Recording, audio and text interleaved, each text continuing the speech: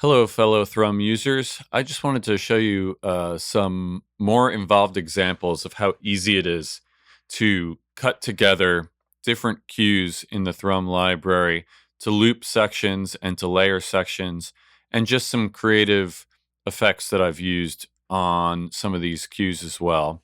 If you follow my mouse, you can see that we have a tension cue going into an action cue followed by another action cue.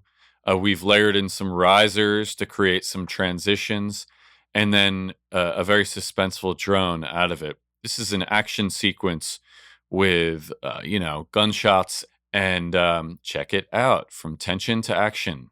Perfect family. Those two sons aren't in the room for this family night, though. Not yet. Just before 10 p.m., the living room's double doors burst open. Lyle and Eric are both holding 12-gauge shotguns. So the really cool thing about this is that we have this tension happening, and then we use the beginning of one of the action cues as a riser, the start point right up to where the first downbeat would be. But I wanted to have that layer with another riser and go into a loop from this action sequence. From there, we go into a loop that I've cut together 3 times from a different action sequence, and we use another riser to lead into that. Let's give it a listen. The brothers unload shell after shell into their own parents. After what feels like hours, but is actually closer to seconds, the brothers are out of ammunition. We needed a break in that 4-4 driving sequence that's happening here, and we get into this triplet feel on the next action cue.